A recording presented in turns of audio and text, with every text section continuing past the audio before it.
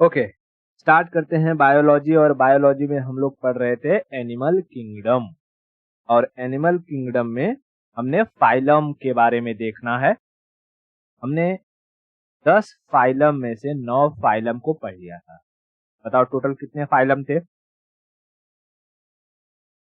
Phylum कुल 10 phylum है animal kingdom के। कौन कौन से हैं नाम फटाफट बता दो। पहला था प्रोटोजोआ, दूसरा पोरीफेरा,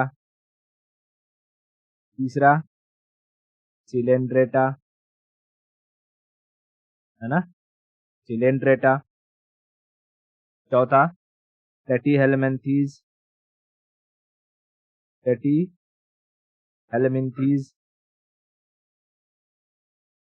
पांचवा क्या था? स्केलमेंथीज, स्केलमेंथीज। छठवां एनीलिडा, एनीलिडा। सातवां ऑर्थोपोडा, ऑर्थोपोडा, है ना, ऑर्थोपोडा। आठवां आठवां मोलास्का, मोलास्का। नौवां इकाइनोकार्डेटा, काइनोकॉर्डेटा। और 10वां कॉर्डेटा, कॉर्डेटा। ठीक है, ओके।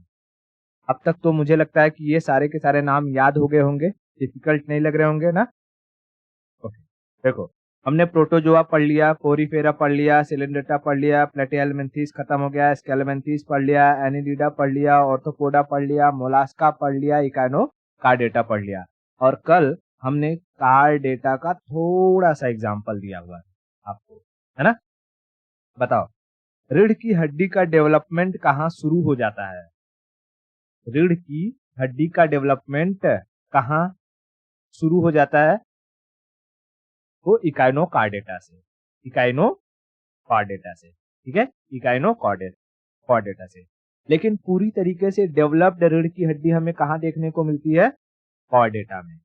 कॉर्डेटा में, कॉर्डेटा में पहली चीज क्या याद रखना है कि हमें यहाँ पर डेवलप्ड बैकबोन, डेवलप्ड बैकबोन देखने को मिलता है। डेवलप्ड बैकबोन देखने को मिलता है।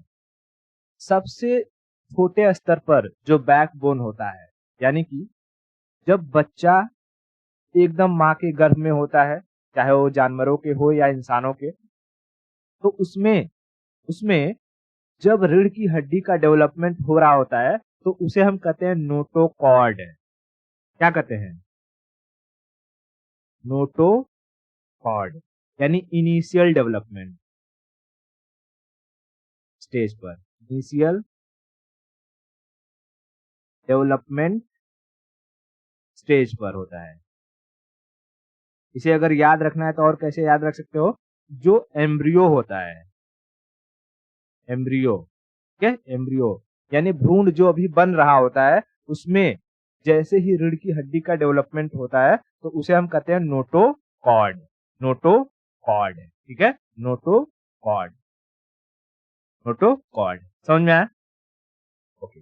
यही रीढ़ की हड्डी जो होती है, रीढ़ की हड्डी पूंछ कुछ जानवरों में बाहर निकल जाती है तो पूंछ का काम करती है। हालांकि हमारे अंदर भी, जब मैं आपको स्केलेटन पढ़ा रहा था तो उसमें बताया था कि हमारे अंदर भी पूंछ हुआ करती थी, लेकिन यूज न होने के कारण धीरे धीरे धीरे धीरे वो पूंछ गायब हो गई। तो उन कुछ जानवरों में तो अभी भी पाए जाते हैं, लेकिन इंसानों में भी ये पूंछ हुआ करती थी। ठीक है, अब देखो ये जो कॉर डेटा है, कॉर डेटा को हमने 5 भागों में डिवाइड करके पढ़ना है। मैं यहाँ लिखता हूँ कॉर डेटा। ठीक है, कॉर डेटा, कॉर डेटा को हमने कितने भाग में पढ़ना है? 5 भाग में। पहले हम पढ़ेंगे रेप्टाइल्स के बारे में। रेप्टाइल्स जिसे हम कहते हैं सरीसृप, सरीसृप रेंगने वाले। दूसरा हम पढ़ेंगे फिशरी यानी मछली के बारे में, मछली के बारे में। तीसरा हम पढ़ेंगे एम्फीबियंस, एम्फीबियंस यानी उभयचर, तो पानी और जल, पानी और थल यानी जल और थल दोनों पर रह सकते हो, उन्हें हम क्या कहते हैं? एम्फीबियंस। फिर उसके बाद हम पढ़ेंगे एवीज, एवीज यानी पक्षी। उसके बाद हम पढ़ेंगे पांचवा हमारा रहेगा मैमल्स यानी स्तनधारी,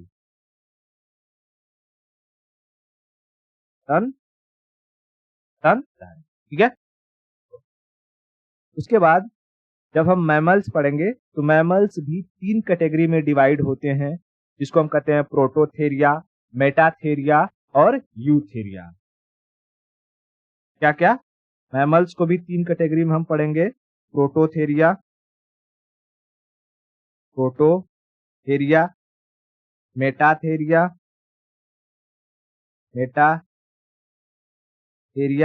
और यूथेरिया,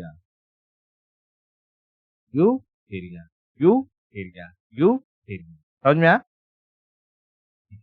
तो हम रेप्टाइल शुरू करें। चलो देखो, मैं यहीं से लिखना शुरू करता हूं। Number 1 reptile. अब रेप्टाइल्स का नाम जैसे ही मैं ले रहा हूं तो आपके दिमाग में क्या आ रहा है?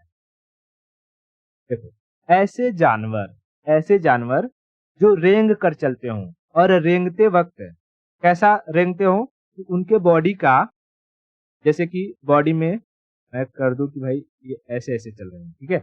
बॉडी का कुछ हिस्सा है, जैसे मान लो लेफ्ट हिस्सा और राइट हिस्सा।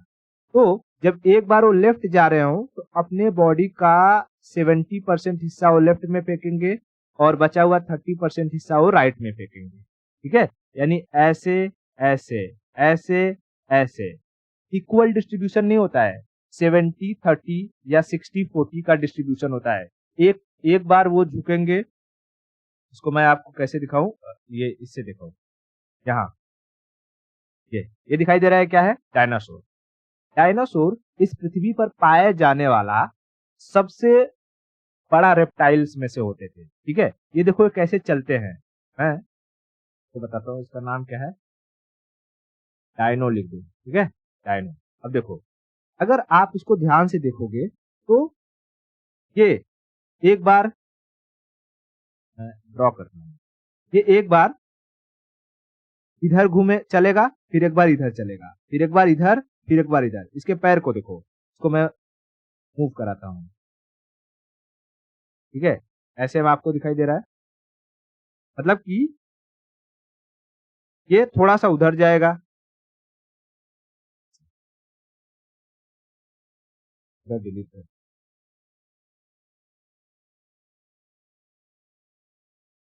एक मिनट, हाँ, just give me a second.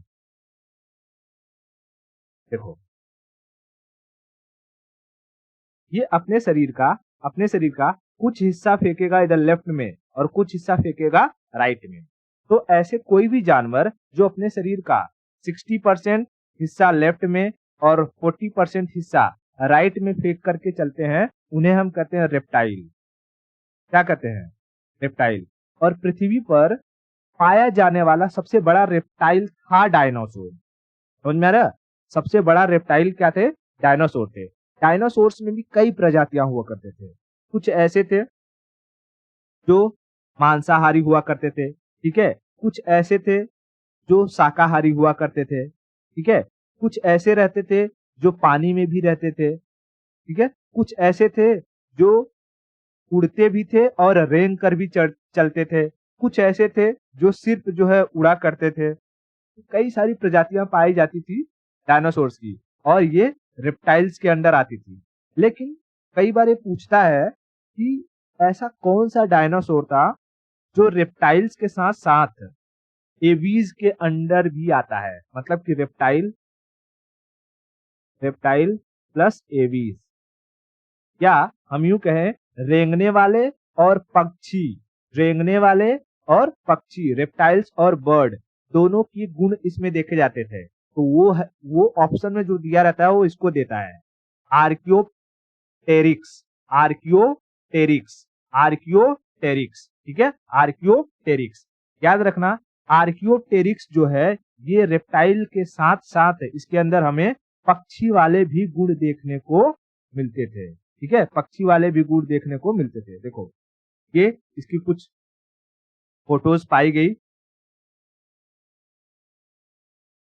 ठीक है, मैं एक काम करता हूँ इसको हटा देता हूँ, ऊपर रखता हूँ।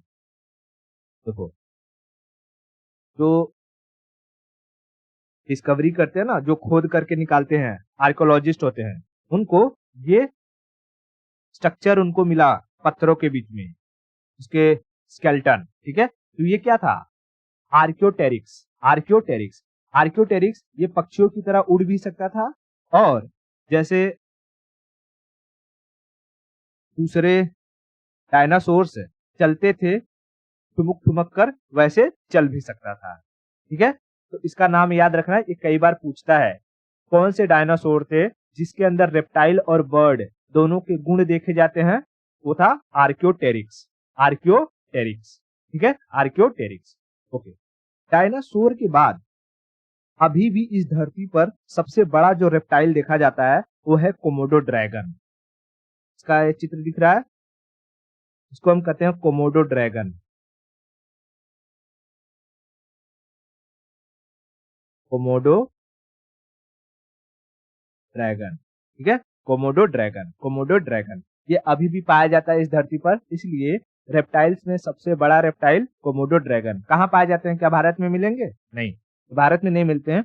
ये इंडोनेशिया के, इंडोनेशिया मलेशिया के जो आइलैंड्स हैं वहां पर एक आइलैंड ही है कोमोडो नाम से, कोमोडो आइलैंड पे पाए जाते हैं। वहां इस कोमोडो ड्रैगन के नाम पर एक नेशनल पार्क भी है, ठीक है। ये बहुत ही खतरनाक होते हैं, हालांकि ये बहुत तेजी से चल फिर नहीं सकते हैं, लेकिन इनका जो ये मुंह होता है इसमें जो फोर्स लगता है, किसी भी अगर जानवर को एक बार पकड़ लेते हैं तो जानवर इनके मुंह से छूट नहीं सकता है। कई हजार न्यूटन का फोर्स लगाते हैं ये, समझ में आ रहा है? हाँ। तो इनके चेहरे पर मत जाइए कि ये दोनों गले मिल रहे हैं, एक दूसरे को मारी मारा करते हैं, बहुत ही खतरनाक होते हैं। इनका जो जहर होता है बहुत खतरनाक होता है, ये अगर किसी जानवर को काट लेते हैं तो जानवर धीरे धीरे धीरे धीरे धीरे धीरे उस जानवर का शरीर सड़ जाएगा, और फिर वो जिस जानवर को काट लेंगे उसके पीछे पीछे लगे रहेंगे धीरे धीरे धीरे धीरे, क्योंकि वो जानवर बहुत दूर तक भाग नहीं पाएगा, उनके शरीर काम करना बंद कर देंगे और वो कहीं न कहीं जा करके गिर जाएगा। उसके बाद ये लोग बैठ के आराम से पार्टी करते हैं, समझ में आया? तो धरती पर अब तक का पाया जाने वाला सबसे बड़ा reptile Komodo dragon, Komodo dragon, Komodo dragon, ठीक है, कोमोडो ड्रैगन। इतना क्लियर हुआ? ओके, अच्छा, और अगर हम बात करें तो ले लेता हूं मैं यहाँ पर आपको दिखाता हूँ और कौन कौन से रेप्टाइल्स हैं। जैसे देखो, अगर आप बात करोगे टर्टल, टर्टल भी किस में आता है, रेप्टाइल्स में, ठीक है। हालांकि एम्फीबियंस के अंदर एम्फीबियंस के अंदर भी ये आएगा टर्टल, क्योंकि ये पानी और जल थल दोनों में रह सकता है, लेकिन ये क्या है, एक तरीके का एक रेप्टाइल है। रेप्टाइल, टर्टल क्या है, रेप्टाइल है। ये भी अपने शरीर का कुछ हिस्सा लेफ्ट कुछ राइट में फेंक कर चलता है, लेफ्ट राइट। आप देखोगे तो ऐसे ऐसे ऐसे ऐसे ऐसे ऐसे चलेगा। इसी तरीके से ये जो छिपकली है, ठीक है, छिपकली, छिपकली भी ऐसे ऐसे चलती है, ऐसे ऐसे, ठीक है। उसके बाद ये इसको क्या कहते हैं हम लोग, कैमलियन, हाँ, गिटान हमारे यहाँ तो इसको कहते हैं। लिजर्ड जो हो गया है ये भी क्या है, एक तरीके का रेप्टाइल है। क्रोकोडाइल क्या है, रेप्टाइल। ये भी देखोगे तो ऐसे ऐसे ऐसे ऐसे अपने शरीर का कुछ हिस्सा लेफ्ट में कुछ हिस्सा राइट में फेंक करके चलते हैं, कुछ हिस्सा लेफ्ट में कुछ हिस्सा राइट में फेंक करके चलते हैं। उसी तरीके से सांप।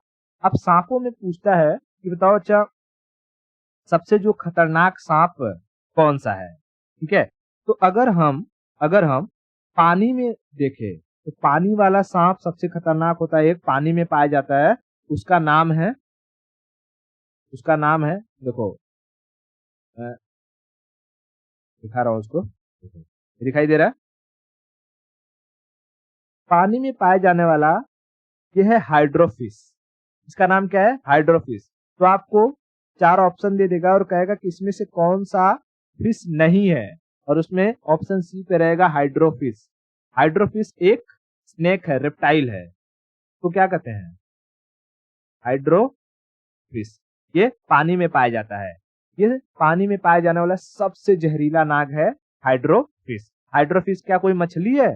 नहीं, ये रेप्टाइल है, सांप है, सांप का नाम है हाइड्रोफिश। हाइड्रोफिश। उसी तरीके से जमीन पर पाया जाता है सबसे जहरीला सांप जो होता है वो होता है रसल वाइपर। जमीन पर पाए जाने वाला सबसे जहरीला रसल वाइपर, इसको क्या कहते हैं? Russell viper.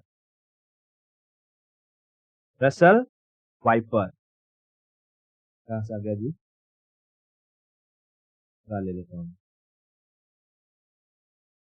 रसल वाइपर, ठीक है, रसल वाइपर। ये जमीन पर पाया जाने वाला सबसे जहरीला नाग होता है रसल वाइपर।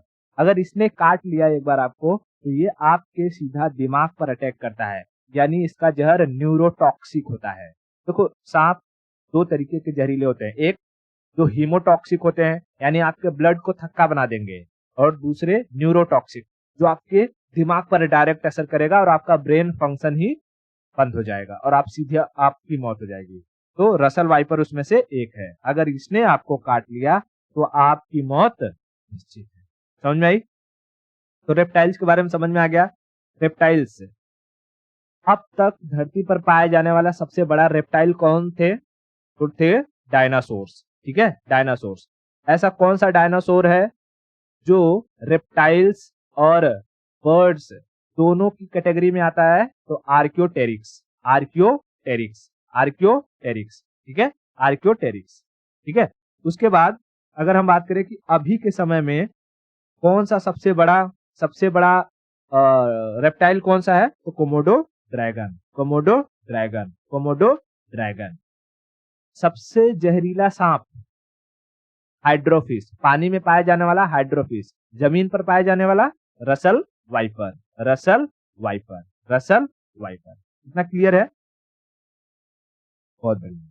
चलो, अब आगे हम चलते हैं। रेप्टाइल्स के बाद हम आते हैं फिशरी में, ठीक है, यानी मछलियों के बारे में समझते हैं। मैं यहां ले लेता हूं फिशरी। दूसरा फिशरी, मछली। अब देखो, मछलियों की पहचान क्या है कि ये जो सांस लेती है वो गलफड़े से लेती हैं। ये जो ब्रीथ करेंगी, तो ब्रीथ किससे करेंगी? गिल्स से, ठीक है, गिल्स से सांस लेती हैं, गिल्स से सांस लेती है। अब फिशरीज में कुछ ऐसे नाम होते हैं जो आपको समझ में आएगा कि ये फिश नहीं है, मछली नहीं है, लेकिन वो मछली होती हैं। और कुछ ऐसे नाम होते हैं जिनके नाम से आपको लगेगा कि ये मछली है, लेकिन ये मछली नहीं होती हैं। इसमें बहुत कंफ्यूजन होता है। तो पहले मैं वो नाम बताता हूं जो मछली होती हैं। जैसे कि कहेगा सी हॉर्स, सी हॉर्स, तो ये एक मछली है, एक मछली है, ठीक है, सी हॉर्स। दूसरा कहेगा डॉग फिश, डॉग फिश, तो ये भी मछली है, मछली है, ये फिशरी की कैटेगरी में आती है, ठीक है। सी हॉर्स भी गिल्स से सांस लेती है, डॉग फिश भी गिल्स से सांस लेती है। सी हॉर्स को भी बहुत सारे देशों में खाते हैं और डॉग फिश को बहुत सारे लोग भी खाते ही हैं, ठीक है। देखो, ये क्या है? सी हॉर्स, समुद्री घोड़ा जिसको कहते हैं। यहाँ पर मैं आपको प्रजातियां यहाँ इनकी दिखा देता हूँ, ठीक है, ये दिखाई दे रहा है, ये सारे के सारे क्या है? सी हॉर्स है। उसी तरीके से बहुत सारी मछलियां होती हैं, उसमें एक नाम जो पूछता है डॉग फिश। आपको लगेगा कि ये तो नाम है डॉग फिश, क्या मालूम ये फिश होगा कि नहीं होगा, लेकिन इसमें आप ये देखो, ये जो है शार्क की तरह थोड़ी सी दिखती है, इसलिए इसको डॉग फिश शार्क भी कहते हैं। तो ये डॉग फिश क्या है? एक तरीके की मछली है, ठीक है, इसमें जितनी भी ये सारी मछलियों के नाम है आपको याद करने हैं तो याद कर लो, लेकिन कोई मतलब नहीं है क्योंकि कितने मछलियों के नाम याद करोगे। आप जो प्रीवियस एग्जाम्स में दिए रहते हैं उनको ही याद कर लो, बहुत रहते हैं। ठीक है, तो डॉग फिश के बारे में कई बार पूछता है, क्या ये मछली है कि नहीं है? हाँ, ये मछली है। सी हॉर्स मछली है कि नहीं है? मछली है। लेकिन कुछ ऐसे नाम हैं जिनको देख करके आपको लगेगा कि वो मछली है, लेकिन वो मछली नहीं होती है, वो मछली नहीं होती है। जैसे डॉल्फिन, मैं यहाँ लिखता हूँ डॉल्फिन, डॉल्फिन ये मछली नहीं है, मछली नहीं है, ये मैमल्स के अंदर आती है। उसी तरीके से वेल्स, वेल्स ये भी मछली नहीं है, मैमल्स के अंदर आती है। जब मैं मैमल्स पढ़ाऊंगा तो इनकी चित्र भी दिखा दूंगा। उसी तरीके से आते हैं जो सील्स, सील वॉलरस, सील्स ये भी मछली नहीं है, ये भी मछली नहीं है। उसी तरीके से आता है स्टारफिश, स्टारफिश, स्टारफिश ये मछली नहीं है, ये इकाइनोकार्डेटा में आता है। ठीक है, इकाइनोकार्डेटा में आता है, स्टारफिश इकाइनोकार्डेटा कैटेगरी में आता है। उसी तरीके से आता है जेलीफिश, जेलीफिश देखो फिश लगा हुआ लेकिन ये फिश नहीं है, ये किस में आता है? मोलास्का में आता है। उसी तरीके से होता है कटल फिश, कटल फिश ये भी फिश नहीं है, ये भी किस में आता है? मोलास्का में आता है। ठीक है, ये भी मोलास्का में आता है। मैं इनके चित्र दिखा देता हूँ कटल फिश वगैरह का। देखो ये जो सील है, सील दिखाई दे रहा है, ऐसे लेटा हुआ रहेगा, लेटा हुआ। इसके चेहरे पर मत जाओ, एकदम मासूमियत से दिखता है, काटता बहुत तेज है। मछलियों को तो एक ही बार में ढपक से मारेगा, गड़प जाएगा ये काट काट के, चल नहीं पाते। इनके अंदर फैट बहुत अधिक पाया जाता है। क्यों? क्योंकि ये ध्रुवीय क्षेत्रों में देखने को मिलते हैं, जहां बर्फ वगैरह होता है वहीं पर पाए जाते हैं। तो बर्फीले क्षेत्र में जितने भी जानवर पाए जाएंगे, या तो उनके शरीर पर बाल पाया जाएगा या उनके शरीर में फैट होगा, इसमें फैट बहुत पाया जाता है। ठीक है, तो सील ये मछली नहीं है, व्हेल मछली नहीं है, ये डॉल्फिन मछली नहीं है, मैमल्स है। ये है कटल फिश, कटल फिश ये मछली नहीं है, ये मोलास्का के अंडर आती है, मोलास्का के अंडर आती है। इतना क्लियर हुआ क्या? ओके बहुत, चलो। तो अगर मछली क्लियर हो गए, मछलियों में कितने हार्ट चैम्बर होते हैं? मछलियों में 2 हार्ट चैम्बर होते हैं। जब मैं हार्ट पढ़ा रहा था तो सब बताया हुआ हूँ। ठीक है, ओके। अब आते हैं हम लोग एम्फीबियंस पर। एम्फीबियंस यानी उभयचर। ठीक है, तीसरा एम्फीबियंस यानी उभयचर, उभयचर। इनका क्या होता है? ये वाटर प्लस लैंड दोनों जगह रह सकते हैं, दोनों जगह रह सकते हैं। ठीक है, दोनों जगह रह सकते हैं। अब एम्फीबियंस में जो सबसे ज्यादा सवाल पूछा गया है वो पूछा गया है मेंढक से, फ्रॉग से। फ्रॉग से क्या सवाल पूछा गया है? कहता है कि जो मेंढक होता है वो अपना बच्चा, मेंढक का बच्चा कहाँ पर डेवलप होता है? मेंढक के शरीर के अंदर या मेंढक के शरीर के बाहर? तो देखो मेंढक में जो फर्टिलाइजेशन होता है, फर्टिलाइजेशन समझ में आ रहा है? जैसे इंसानों में मेल का स्पर्म फीमेल का ओवम मिलता है, फलोपियन ट्यूब में फर्टिलाइजेशन होता है, वैसे ही फ्रॉग का फर्टिलाइजेशन उनके शरीर के बाहर होता है, outside of the body, outside of the body. ठीक है, आउटसाइड ऑफ द बॉडी। इसलिए कहते हैं कि मेंढक में एक्सटर्नल फर्टिलाइजेशन होता है, एक्सटर्नल फर्टिलाइजेशन होता है। ठीक है, क्या होता है? एक्सटर्नल फर्टिलाइजेशन होता है, एक्सटर्नल फर्टिलाइजेशन होता है। देखो मेंढक दिखा रहा हूं मैं, टर्टल भी क्या है? उभयचरी में आएगा। पहले मेंढक देखो, ये मेंढक जो रहते हैं,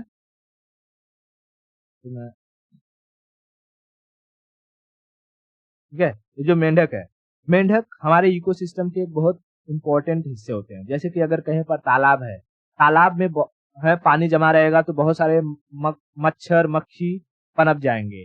तो अगर वहां पर मच्छर मक्खी न पनपे, इसके लिए आप उसमें मेंढक छोड़ सकते हो। अगर मेंढक नहीं रहेंगे तो आपके एरिया में मच्छरों की संख्या बहुत बढ़ जाएगी और फिर आपको अलग अलग तरीके से बीमारियां फैल सकती है। ठीक है, लेकिन ये जो मेंढक होते हैं, मेंढक मेंढकों का जो फर्टिलाइजेशन होता है वो उनके शरीर के बाहर होता है। कैसे होता है मैं दिखाता हूँ। जैसे ये जो मेंढकिन होती है, मेंढक और मेंढकिन जब संभोग करते हैं तो मेंढकिन के अंदर से जो उसका ओवम होता है वो बाहर निकल आता है, शरीर के बाहर निकल आएगा और इसका जो मेंढक रहेगा, मेंढक का स्पर्म भी बाहर आ जाएगा और दोनों का एग और स्पर्म क्या होगा, दोनों फर्टिलाइज होंगे और ये जा करके मेंढकिन के पीठ के ऊपर चिपक जाएगा और उसी में अंडा पनपने लगेगा और उसी में बच्चों का डेवलपमेंट शुरू हो जाएगा। तो जैसे ही जब बच्चे डेवलप हो जाएंगे तो पहली बार जब वो बच्चा इस अंडे से निकलेगा तो उसे हम कहते हैं टेडपोल। क्या कहते हैं? टेडपोल। और इस वक्त ये ये अपने किससे सांस लेता है? गिल्स से सांस लेता है। ठीक है, वो मछली की तरह बिहेव करता है। लेकिन जैसे जैसे जैसे जैसे ये टेडपोल बड़ा होगा और एक मेंढक बनेगा तब इसका गिल्स समाप्त हो जाता है। अब ये अपने लंग्स से सांस लेने लगता है। ठीक है, लंग्स से सांस लेने लगता है। और जब पानी अगर नहीं मिलता मेंढक को, बारिश का मौसम चला जाता है तो ये भोजन वगैरह लेकर के जमीन के अंदर घुस जाता है और हाइबरनेशन की अवस्था में चला जाता है और वहां पर अपने स्किन से मिट्टी के अंदर उपस्थित हवाओं को खींचने लगता है और सोते सोते अपने स्किन के जरिए सांस लेता है।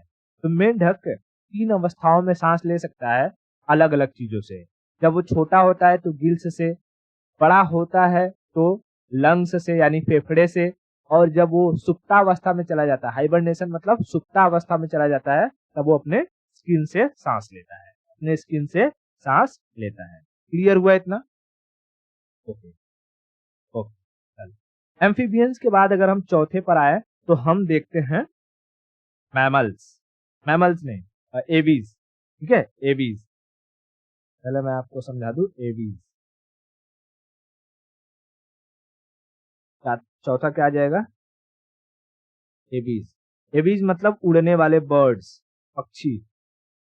बर्ड्स लिख दूं, बर्ड्स की बात है। अब देखो बर्ड्स बर्ड्स के बारे में क्या पूछता है? बर्ड्स में पूछता है कि जो पक्षी होते हैं, पक्षियों के शरीर पर जो पंख पाया जाता है, फेदर, फेदर, इनका काम क्या होता है? इनका काम क्या पक्षियों को उड़ाना होता है? तो नहीं, इनका प्राइमरी काम होता है उनके बॉडी टेम्परेचर को मेंटेन करना। क्या करना? बॉडी टेम्परेचर को मेंटेन करना, मेंटेन करना। ठीक है, फेदर्स का पहला काम होता है उनके बॉडी टेम्परेचर को मेंटेन करना। दूसरा काम होता है उड़ना। ठीक है, दूसरा काम होता है उड़ना। इस फेदर के ऊपर वैक्स लगा रहता है। इनका फेदर कैसा होता है? वैक्सी, ताकि जब ये उड़ रहे हों और उड़ते वक्त अगर बारिश हो जाए तो इनके शरीर पर पानी ना लगे, इनके पंखे आपस में चिपक ना जाए। नहीं तो पता चला ऊपर उड़ रहे हैं, बारिश होने लगा, पंखा चिपक गया, धड़ाम से गिर गए, मर गए। इसलिए इनके शरीर पर जो पंख होते हैं वो वैक्सी होता है, उस पर पानी लगता है और तुरंत छोड़ देता है।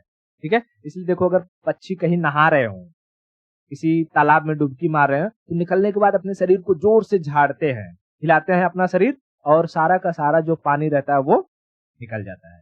ठीक है, तो उनके पंछी का मेन काम क्या रहता है? उनके बॉडी टेम्परेचर को मेंटेन करना। दूसरा काम है कि वो उड़ सके उससे। उसके बाद उनके पंखों पर क्या लगा रहता है? वैक्स लगा रहता है। पक्षियों का शरीर हल्का हो सके इसके लिए उनकी हड्डियां जो होती हैं, बोन्स, वो अंदर से खोखली होती है। कैसी होती है? खोखली। खोखली को हम कहते हैं होलो। हेलो नहीं जी, होलो, होलो। ठीक है, होलो। उसके बाद और इनका शरीर हल्का हो सके तो इनके अंदर जो ओवरी होता है, ओवरी वो एक ही होता है। ठीक है, ओवरी एक ही होता है, अंडाशय एक ही होता है। उसके बाद बहुत हाइट पर ये जब उड़ जाती हैं तो ऊंचाई पर हवा की कमी हो जाती है, इसलिए इनके गले में, थ्रोट में एक एयर चेम्बर बना रहता है, एयर चेम्बर बना रहता है, ताकि ये जब नीचे रहे तभी वहां से हवा भर ले और जब ऊंचाई पर जाएं तो इन्हें अगर हवा की कमी भी होने लगे तो एयर चेंबर में उपस्थित हवा का ये इस्तेमाल कर सकती है। ठीक है। अब इस पक्षियों से पूछता है कि सबसे तेज उड़ने वाला पक्षी कौन है? फास्टेस्ट फ्लाइंग बर्ड, सबसे तेज उड़ने वाला, फास्टेस्ट फ्लाइंग। देखो, जो सबसे तेज उड़ता है, सबसे तेज उड़ता है, उसे हम कहते हैं स्विफ्ट पक्षी। स्विफ्ट, स्विफ्ट डिजायर गाड़ी नहीं, स्विफ्ट पक्षी। स्विफ्ट पक्षी को हिंदी में कहते हैं अबाबील। अबाबील मैं दिखाऊंगा अभी। अबाबील आपको देखकर लगेगा कि चील चील चील है, बट वो चील नहीं है, वो पक्षी है। अबाबील देखो, ये है अबाबील, सबसे तेज सबसे तेज उड़ने वाला पक्षी स्विफ्ट, अबाबील। ठीक है, तो कौन है? स्विफ्ट। इसी को हम हिंदी में क्या कहते हैं? अबाबील। अबाबील दिखाई दे रहा है, ये सबसे तेज उड़ने वाला है। ओके। उसके बाद दूसरा पूछेगा कि कौन सा पक्षी है जो उल्टा उड़ सकता है? दूसरा क्या पूछेगा कि कौन सा पक्षी है जो उल्टा उड़ सकता है? ठीक है, उल्टा उड़ने का मतलब समझते हो? उल्टा उड़ना, उल्टा उड़ना मतलब जैसे कि अमूमन जो पक्षियां होती हैं वो अगर ऐसे आगे जा रही हैं और इनको अगर टर्न होना है तो ये ऐसे ही टर्न होंगी आगे से आकर के। लेकिन एक ऐसा पक्षी है जो ऐसे गया लेकिन उसको टर्न होना है तो ऐसे ही आ जाएगा। ठीक है, ऐसे ही मतलब अपने इन पंखों के बल पर वो सीधा पीछे भी आ सकता है। तो ऐसी खासियत सिर्फ एक ही पक्षी के पास है, उसको हम कहते हैं हमिंग बर्ड। क्या कहते हैं? Humming bird. हमिंग बर्ड को हिंदी में गुंजन पक्षी कहते हैं। हिंदी में क्या कहते हैं? गुंजन पक्षी।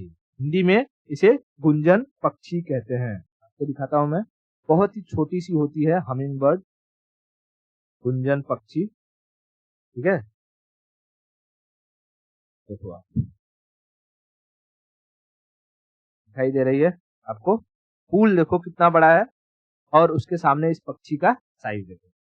ये ये ये पक्षी जैसे इधर आगे आएगी वैसे ही अपने पंखों के बल पर ये पीछे भी जा सकती है, पीछे भी जा सकती है। इसको मुड़ने की जरूरत नहीं है कि ये ऐसे मुड़ कर जाए पीछे, नहीं, वैसे ही सीधा जैसे उड़ रही है आगे की साइड वैसे ही वो बैक आ सकती है। तो इसलिए इसे क्या कहते हैं? ये रिवर्स बैक भी उड़ सकती है, रिवर्स बैक भी फ्लाई कर सकती है। समझ में आया? उसके बाद तीसरा पूछता है कि सबसे बड़ा पक्षी कौन सा है? पक्षियों में सबसे बड़ा, लार्जेस्ट। देखो, पक्षियों में सबसे बड़ा होता है शुतुरमुर्ग, जिसे हम कहते हैं ऑस्ट्रिच। ऑस्ट्रिच। और दूसरा सबसे बड़ा होता है ईमू। ठीक है, ईमू दूसरा सबसे बड़ा कौन सा होता है? ईमू। ऑस्ट्रिच और ईमू में क्या है? ये दोनों उड़ नहीं सकते लेकिन भाग सकते हैं। ठीक है, ये दोनों भाग सकते हैं। कहता हूँ, भाग सकते हैं। देखो, बहुत तेज भागते हैं ये लोग। कभी कभी ये इतने बड़े होते हैं कि इस पर इंसान भी बैठ जाए तो उन्हें ये लेकर चल सकते हैं। ठीक है, और ईमू इसी की प्रजाति होती है ईमू, लेकिन उसके शरीर पर बड़े बड़े बाल पाए जाते हैं। इनके चेहरे पर नहीं जाना, दिखते बहुत सुंदर है लेकिन मारते बहुत खतरनाक है ये। ठीक है, ईमू है। इसके शरीर पर देखो क्या है? बड़े बड़े बाल है, हेयरी स्ट्रक्चर है। ठीक है, हेयरी स्ट्रक्चर है। ये बहुत ही खतरनाक होते हैं, मार के आपका चेहरा बिगाड़ सकते हैं। समझ में आया? देखो, इनके ठोर बहुत ही खतरनाक होते हैं। अब ये जो शुतुरमुर्ग है, ऑस्ट्रिच, ये बड़ा ही बेवकूफ पक्षी होता है। ये अगर इसके पीछे कोई पड़ गया, अगर ये रेत में भाग रहा है तो अपना मुंडी रेत के अंदर गाड़ लेगा और इसे कुछ दिखाई नहीं देगा। और जब इसे कुछ नहीं दिखाई देगा इसे लगेगा कि मुझे कोई नहीं देख रहा है। समझ में आ रहा है? पूरा का पूरा शरीर इसका बाहर रहता है, अपना मुंडी रेत में गाड़ लेगा और उसे लगेगा कि छुप गया। तो इस तरीके का भी जानवर है। अब देखो कई बार ना इसमें 4 ऑप्शन दे देगा, चारों ऑप्शन में मछली के नाम रहेंगे, लेकिन उसमें एक नाम रहेगा पेंगुइन का, और कहेगा कि इसमें से कौन सा जानवर, कौन सा पक्षी नहीं है। ठीक है, कौन सा पक्षी नहीं है। तो जो 3 रहेंगे उसमें वो पक्षी नहीं होते हैं, लेकिन जो पेंगुइन रहेगा, पेंगुइन एक बर्ड की कैटेगरी में आता है। पेंगुइन किस में आता है? ये पक्षी की कैटेगरी में आता है। समझ में आ रहा है क्या? पेंगुइन क्या है? एक पक्षी है। ठीक है, जलीय पक्षी। पेंगुइन एक जलीय पक्षी है, याद रखना। पेंगुइन एक पक्षी की कैटेगरी में आता है। इसे किसी मछली, जलचर या उभयचर में मत डाल देना। ये एक पक्षी की कैटेगरी में आता है। पक्षी यानी बर्ड की कैटेगरी में आता है, बर्ड की कैटेगरी में आता है। इतना क्लियर हो गया? बहुत बढ़िया, बहुत बढ़िया। ठीक है, देखो हमने क्या क्या बात कर ली पक्षियों में। सबसे तेज उड़ने वाला, सबसे तेज उड़ने वाला अबाबिल। ठीक है, सबसे तेज उड़ने वाला अबाबिल। उल्टा उड़ने वाला हमिंग बर्ड यानी गुंजन पक्षी। ठीक है, हमिंग बर्ड ही सबसे छोटा पक्षी है। कहेगा कि सबसे छोटा पक्षी, smallest bird humming bird, smallest bird humming bird. उल्टा उड़ने वाला हमिंग बर्ड। सबसे तेज उड़ने वाला स्विफ्ट यानी अबाबिल। सबसे तेज भागने वाला शुतुरमुर्ग ऑस्ट्रिच, शुतुरमुर्ग ऑस्ट्रिच। सबसे बड़ा पक्षी ऑस्ट्रिच। जलीय पक्षी पेंगुइन, जलीय पक्षी पेंगुइन। क्लियर हो गया इतना? बहुत बढ़िया। अब हम चलते हैं मैमल्स के ऊपर चलते हैं। 5वां मैमल्स। देखो मैमल्स की पहचान क्या है कि ये अपने बच्चों को दूध पिलाते हैं। क्या पिलाते हैं? दूध, मिल्क पिलाते हैं। ठीक है, ये अपने बच्चों को दूध पिलाते हैं। क्लियर हुआ? अपने बच्चों को ये दूध पिलाते हैं। और इनमें पूंछ भी पाई जाती है, कुछ कुछ में पूंछ दिखाई देती है, कुछ लोगों में दिखाई नहीं देती है। लेकिन मेजर जो मेन कैरेक्टर है वो क्या है को अपने बच्चों को दूध पिलाते हैं। तो मैमल्स भी 3 कैटेगरी में डिवाइड होते हैं। पहले होते हैं प्रोटोथेरिया। देखो प्रोटोथेरिया का मतलब ऐसे मैमल्स जो अंडे देते हैं। ठीक है, ऐसे मैमल्स जो अंडे देते हैं और इनके बच्चे अंडे में से निकलते हैं और फिर दूध पीते हैं। ठीक है, इसमें क्या होगा? एग देते होंगे और एग में से क्या निकलेगा? उनका बच्चा निकलेगा। ठीक है, बेबीज, बेबीज। और ये क्या पिएगा? तो पिएगा दूध। तो प्रोटोथेरिया का एग्जाम्पल होता है प्लेटिपस। प्रोटोथेरिया का एग्जाम्पल क्या होता है? प्लेटिपस।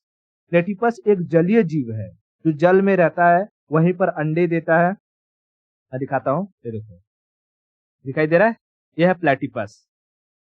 तो मैं ऊपर ले लेता हूँ, यह है प्लेटिपस। ये क्या देता है? अंडे देता है, और इसके बच्चे जब निकलते हैं छोटे छोटे तब ये उन्हें दूध पिलाती है। तो देखो ये इसके बच्चे हैं। ठीक है, ये इसके बच्चे हैं,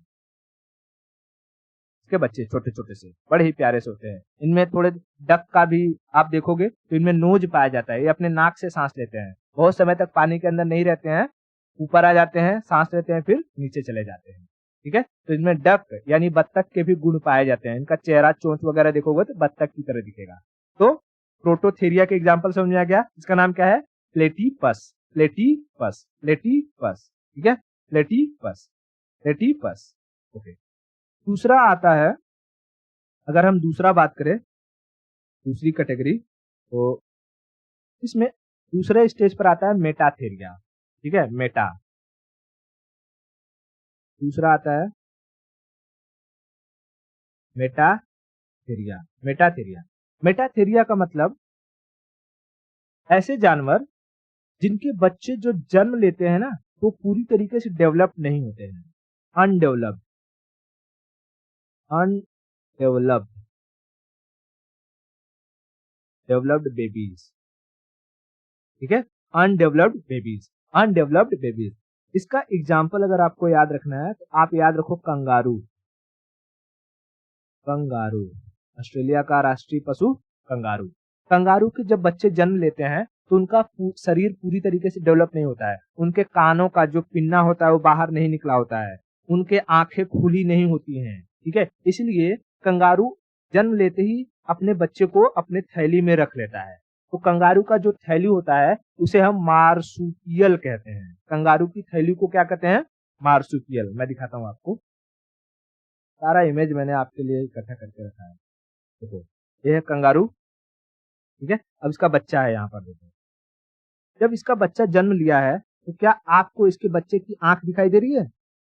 डेवलप्ड है? नहीं। कान क्या बाहर निकला हुआ है? नहीं। तो ये अनडेवलप्ड है। इसको हम क्या कहेंगे? अनडेवलप्ड, यानी मेटाथेरिया की कैटेगरी में आएगा, मैमल। लेकिन ये भी अपने बच्चों को दूध पिलाती है, और इसका ये जो दूध थन कहाँ रहता है? तो भाई ये जो इसकी थैली होती है जिसमें ये अपने बच्चे को रख लेती है, उसी के अंदर इसका थन रहता है। जैसे गाय भैंस का थन होता है वैसे ही इसका भी थन होता है। अंदर ही अंदर रख लेगी तो उसके बच्चा धीरे धीरे धीरे डेवलप होगा, इसका कान निकल जाएगा, इसकी आंखें डेवलप हो जाएगी और वो अंदर दूध वगैरह पी लेगा। तो इसके थैली को कहेगा कि कंगारू के थैली को क्या कहते हैं? तो मार्सुपियल। मार्सुपियल, ठीक है। कंगारू की थैली को हम कहते हैं मार्सुपियल। मार्सुपियल, मार्सुपियल, ठीक है। उसके बाद तीसरा जो आता है, जो सबसे डेवलप्ड, अगर हम बात करें मैमल्स में सबसे डेवलप्ड, जिनके बच्चे में कोई दिक्कत नहीं होती है, पूरी तरीके से डेवलप्ड होते हैं, उन्हें हम कहते हैं यूथेरिया। Eutheria, Eutheria. इसमें वेल डेवलप्ड बेबीज पैदा होते हैं, चाहे वो इंसान का हो, गाय भैंस का हो, है ना, चाहे वो, यहाँ पहले लिख दूं, वेल डेवलप्ड बेबीज, ठीक है। Well developed babies, well developed babies, ठीक है। वेल डेवलप्ड बेबीज, ठीक है। Well developed babies. इसमें इसमें आप एग्जांपल में, आपको तो पता है, चाहे ह्यूमन हो, ठीक है, ह्यूमंस हो, कैटल्स हो, गाय भैंस घोड़ा बकरी, इनके बच्चे पूरी तरीके से डेवलप होते हैं। लेकिन आपको याद रखना है दो चीज, एक तो डॉल्फिन्स, डॉल्फिन्स क्या है? मैमल्स हैं, और दूसरा वेल्स, वेल्स क्या है? मैमल्स हैं। वेल्स क्या है? मैमल्स है। तीसरा याद रखना सील्स, सील्स भी क्या है? मैमल्स है, ठीक है, मैमल्स हैं। मैं आपको दिखा देता हूँ, वैसे तो दिखाया हूँ, आ गया, ये देखो यहाँ पर, तो भूल जाओ, ये नहीं, ये क्या है? डॉल्फिन है, ले लेते हैं, ये डॉल्फिन है। डॉल्फिन क्या है? मैमल्स है। ये भी अपने बच्चों को दूध पिलाती है, हमेशा जोड़े में रहती है, ठीक है, हमेशा जोड़े में रहते हैं, बड़े ही प्यारे जानवर होते हैं। उसके बाद आता है वेल्स। वेल्स क्या है? वेल्स भी मैमल्स है। ये अपने बच्चों को क्या करती है? ये भी दूध पिलाती है। इसका बच्चा भी इसके साथ साथ रहता है, ठीक है, इसका बच्चा भी इसके साथ साथ रहता है। तीसरा याद रखना, सील, सील वॉलरस, ये भी क्या होते हैं? ये भी अपने बच्चों को दूध पिलाते हैं, ठीक है, ये भी मैमल्स की कैटेगरी में आते हैं, मैमल्स की कैटेगरी में आते हैं। समझ में आ गया? सारा का सारा चीज क्लियर हो गया?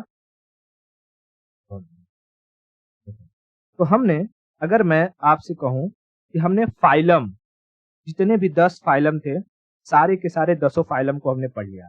यहाँ पर हमने देखा protozoa, porifera, coelenterata, platyhelminthes, aschelminthes, annelida, arthropoda, mollusca, echinodermata, chordata, हमने सारे फाइलम पढ़ लिए। लेकिन समस्या बताऊं आपको, जब जो मॉडर्न बायोलॉजिस्ट आए तो उन्होंने कहा ना, जंतु जगत को इस 10 फाइलम में बांटना ही नहीं है, ये सब की सब बकवास है, ये सब का सब क्या है? बकवास है। उन्होंने कहा जितने भी flora and fauna, flora and fauna मतलब जीव जंतु हैं, उन्हें इस 10 भाग में नहीं, उन्हें सिर्फ 5 भाग में बांटना है। मॉडर्न बायोलॉजिस्ट ने इस 10 फाइलम जो था, इस थियरी को रिजेक्ट कर दिया, और उन्होंने फ्लोरा एंड फौना को 5 भागों में डिवाइड किया। 5 भाग कौन कौन से थे? उनके अकॉर्डिंग पहला भाग था मोनेरा। मोनेरा, मोनेरा में उन्होंने सारे प्रोकैरियोटिक जीव जंतुओं को रख दिया और बैक्टीरिया को। इसके अंदर उन्होंने किसको रखा? Prokaryotic plus bacteria, bacteria. I hope कि आपको प्रोकैरियोटिक यूकैरियोटिक में कोई दिक्कत नहीं होगी, क्योंकि जब हम लोग सेल डिवीजन वगैरह पढ़ रहे थे, राइबोसोम पढ़ रहे थे, तो उसमें हमने अच्छे से समझा था प्रोकैरियोटिक क्या होता है, यूकैरियोटिक क्या होता है। जितने भी छोटे छोटे कीड़े मकोड़े होते हैं उन सबको रख दिया प्रोकैरियोटिक, उनको हम प्रोकैरियोटिक में रखते हैं, अनडेवलप्ड होते हैं। तो बैक्टीरिया और प्रोकैरियोटिक्स को उन लोगों ने मोनेरा की कैटेगरी में रख दिया, मोनेरा किंगडम में। ठीक है, इसमें रख दिया मोनेरा किंगडम में। दूसरा उन्होंने बना दिया protista, protista protista protista kingdom. और प्रोटिस्टा किंगडम में उन्होंने सारे के सारे प्रोटोजोआ को डाल दिया, सारे के सारे प्रोटोजोआ को, चाहे तुम्हारा अमीबा हो, पैरामीशियम हो, यूग्लिना हो, सारे के सारे प्रोटोजोआ को प्रोटिस्टा में डाल दिया। ठीक है, प्रोटिस्टा में। फिर तीसरा उन्होंने कैटेगरी बनाई फंगी, उसमें किसको डालेंगे? फंगस को। उनकी तीसरी कैटेगरी थी फंगी। फंगी में उन लोगों ने फंगस को डाला, इसको डाला फंगस को। ठीक है, फंगस को। उसके बाद उन्होंने चौथी कैटेगरी बनाई प्लांटी। क्या थी? प्लांटी। और प्लांटी में उन्होंने सारे प्लांट्स को डाल दिया, प्लांट्स को। और पांचवी कैटेगरी उन्होंने बनाई एनिमेलिया, एनिमेलिया, एनिमेलिया। और एनिमेलिया में सारे के सारे जानवरों को डाल दिया, एनिमल्स, सारे के सारे एनिमल्स। यानी जो अभी हम एनिमल्स को इतने भागों में पढ़ रहे थे कि भाई मछली किसी और में जाएगी, पक्षी किसी और में जाएगा, गधा घोड़ा इंसान एक में रहेंगे, चाहे वो व्हेल हो एक में रहेंगे, अलग रहेंगे। ठीक है, घोंघा अलग रहेगा। लेकिन उन्होंने कहा नहीं, जितने भी जानवर हैं वो एनिमिलिया में रहेंगे, जितने भी पेड़ पौधे होंगे वो प्लांटी में रहेंगे, फंगस को फंगी किंगडम में, और प्रोटोजोआ को प्रोटिस्टा किंगडम में, और जितने भी प्रोकैरियोटिक यानी अनडेवलप्ड जीव हैं और बैक्टीरिया वो मोनेरा में, मोनेरा किंगडम में रहेंगे। तो मॉडर्न बायोलॉजिस्ट के अकॉर्डिंग पूरे फ्लोरा एंड फौना यानी जीव और जंतुओं को, या पेड़ पौधे जो जीव होते हैं, जीव जंतु के साथ साथ हम पेड़ पौधों को भी उसमें कवर कर लेते हैं। ठीक है, वो सारे के सारे इस 5 कैटेगरी में डिवाइड हो जाएंगे। हमें ये 10 पढ़ने की जरूरत नहीं है। तो बताओ भाई, फिर ये 10 हमने याद क्यों किए? अभी हमने याद इसलिए किए क्योंकि जो एग्जामिनर होता है उसे इस बात से फर्क नहीं पड़ता कि वो क्वेश्चन पेपर कहाँ से सेट कर रहा है, वो कहीं से भी सेट कर देगा। ठीक है, हालांकि इसमें से आपको ज्यादा कुछ पूछेगा नहीं कि अच्छा फंगी में क्या है, प्लांटिया में क्या है। बस आपको ये नाम याद होने चाहिए, कंसेप्ट याद होना चाहिए कि अच्छा मॉडर्न जो बायोलॉजिस्ट थे, साइंटिस्ट थे, उन लोगों ने इस 10 फाइलम को क्या कर दिया था? रिजेक्ट कर दिया था। 10 फाइलम को रिजेक्ट कर दिया था। फाइलम के बारे में किसने बताया था? कैरोलस लिनियस ने, है ना, लिनियस ने, कैरोलस लिनियस ने बताया था। तो कैरोलस लिनियस के इस थियरी को मॉडर्न बायोलॉजिस्ट ने रिजेक्ट कर दिया। और इसी के साथ हमारा जूलॉजी जो है वो पूरी तरीके से खत्म होता है। हमारा जूलॉजी यहाँ पर क्या हो गया? खत्म हो गया। अब हम यहाँ से शुरू करेंगे बॉटनी। ठीक है, ओके। तो अच्छे से रिवीजन करो और बाकी बॉटनी के लिए तैयार रहो।